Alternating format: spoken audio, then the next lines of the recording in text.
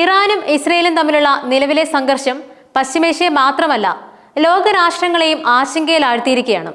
ഇറാനിലെ ആണവ കേന്ദ്രങ്ങളിൽ അമേരിക്ക നടത്തിയ ആക്രമണമാണ് ഈ സംഘർഷത്തിന് ഒരു പുതിയ തലം നൽകിയത്. ഈ സാഹചര്യം ഒരു വലിയ യുദ്ധത്തിലേക്ക് നയിച്ചേക്കാമെന്ന ഭയം പല കോണുകളിൽ നിന്നും ഉയരുന്നുണ്ട്. ഈ വിഷയത്തെക്കുറിച്ച് വിശദമായി പരിശോധിക്കേണ്ടിയിരിക്കുന്നു. ഇസ്രയേലും ഇറാനും ദീർഘകാലമായി പരസ്പരം ശത്രുത പുലർത്തുന്ന രാജ്യങ്ങളാണ്. ഇസ്രയേലിന്റെ നിലനിൽപ്പിന് ഭീഷണിയാണെന്ന് ഇറാൻ ആവർത്തിക്കുമ്പോൾ ഇറാന്റെ ആണവ പദ്ധതികളും മേഖലയിലെ സ്വാധീനവും ഇസ്രയേലിന് ആശങ്കയുണ്ടാകുന്നു. ഈജിപ്ത്, സിറിയ, ലബനൻ, യമൻ തുടങ്ങിയ രാജ്യങ്ങളിലെ സായുധ ഗ്രൂപ്പുകളായ ഹിസ്ബുള്ള, ഹൂതികൾ തുടങ്ങിയവരുമായുള്ള ഇറാന്റെ ബന്ധം ഈ സംഘർഷത്തിന് കൂടുതൽ തീവ്രത നൽകുന്നുണ്ട്. അമേരിക്കയുടെ ഭാഗത്തു നിന്നുള്ള ഇറാനിലെ ആണവ കേന്ദ്രങ്ങൾക്കെതിരായ ആക്രമണം ഈ സംഘർഷത്തെ ഒരു പുതിയ തലത്തിലേക്ക് എത്തിച്ചു. ആണവായുധങ്ങൾ നിർമ്മിക്കാനുള്ള ഇറാന്റെ ശ്രമങ്ങളെ തടയുക എന്നതായിരിക്കാം അമേരിക്കയുടെ ലക്ഷ്യം.